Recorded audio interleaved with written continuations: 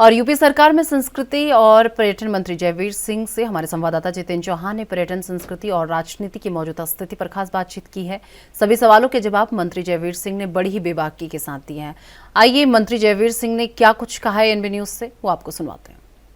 जुड़े और राजनीति से जुड़े तमाम सवालों को लेकर हम उत्तर प्रदेश सरकार में मंत्री जयवीर सिंह के पास आए हैं। इनसे जानते हैं कि सर, सबसे पहले टूरिज्म की बात, इको टूरिज्म की ओर लगातार आप काम कर रहे हैं और जब से आपने गद्दी संभाली है और लगातार पर्यटन के क्षेत्र में काम किया है।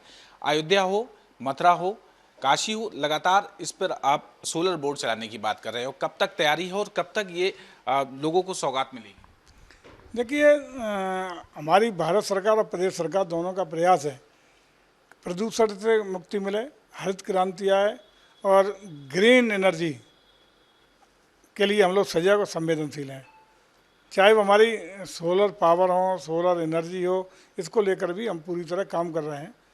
सोलर बोट अयोध्या में चलाने का अभी हम लोगों ने घोषणा की है, ताकि अयोध्या को एक त्रेता युग की शुद्ध, साफ सुथरी, विश्व स्तरीय अलौकिक नगरी के रूप में विकसित कर सकें। इसके लिए सतत रूप से हम प्रयास कर रहे हैं। वैसे भी उत्तर प्रदेश को और देश को प्रयास है कि हम लोग प्रदूषण से मुक्ति करके एक अच्छा देश, ऐसा देश जिसमें हमारा हवा, शुद्ध पानी, शुद्ध जलवायु, शुद्ध वातावरण मिला, ताकि हमारे स्वास्थ्य के लिए भी अनुकूल वातावरण यहाँ रह सके। ये भारत सरकार और प्रदेश सरकार का लगातार प्रयास है।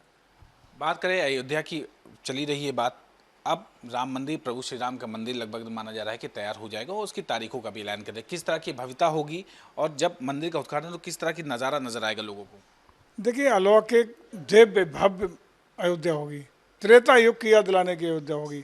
चाहे वो यात्रियों की सुख सुविधाओं के लिए हो, परिक्रमा मार्ग हो, प्रवेश द्वार हो, हमारा क्रूज हो, हमारा हेलीकॉप्टर से उसकी सीन व्यूज हो, या अन्य हमारा एयरपोर्ट को अयोध्या की तरफ सजाने की बात हो, मार्गों का चौड़ीकरण हो, मंदिरों की सजावट हो, आने वाली दीपावली पर दीपोत्सव, 21 लाख दीपों के साथ दीपोत्सव जो पुनः एक बार वर्ल्ड रिकॉर्ड बनाने का काम करेगा, गिनीज बुक में नए इतिहास के साथ अपना नाम दर्ज करेगा, उसको मनाने का काम हो।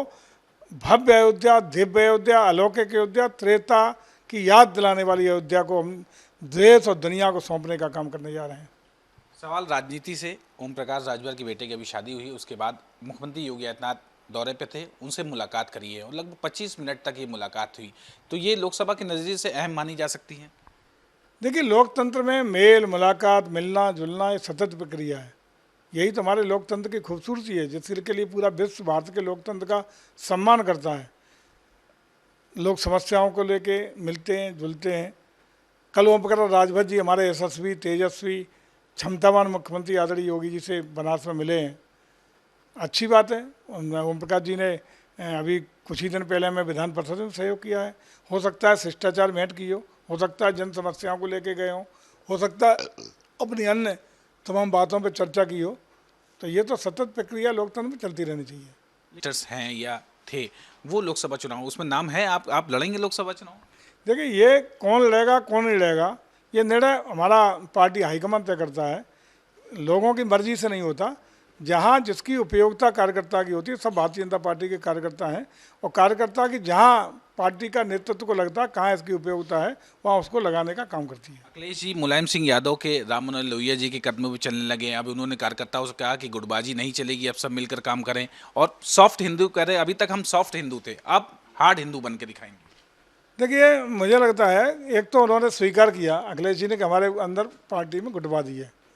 नंबर 2 ये कि सॉफ्ट हिंदुत्व, अगर ये हार्ड हिंदुत्व बनने का काम कर रहे हैं, तो हमारी भारतीय जनता पार्टी की पहली सफलता है कि जो राम को नकारने वाले, राम के वजूद को नकारने वाले, हमारे सनातन परंपराओं को नकारने वाले लोग अगर सनातन परंपराओं पे आ रहे हैं, हमारे राम के वजूद को स्वीकार कर रहे हैं, तो भारतीय जनता पार्टी की बड़ी सफलता है। धन्यवाद। ये थे हमारे साथ पर्यटन मंत्री जयवीर सिंह जी ने साफ तौर पे कहा कि हमारा जो लक्ष्य था वो कहीं ना कहीं विपक्ष भी अब राम की ओर जा रहा है और कहीं ना कहीं 2024 के चुनाव में हम 80 लोकसभा सीटें उत्तर प्रदेश की जीतने का काम करेंगे।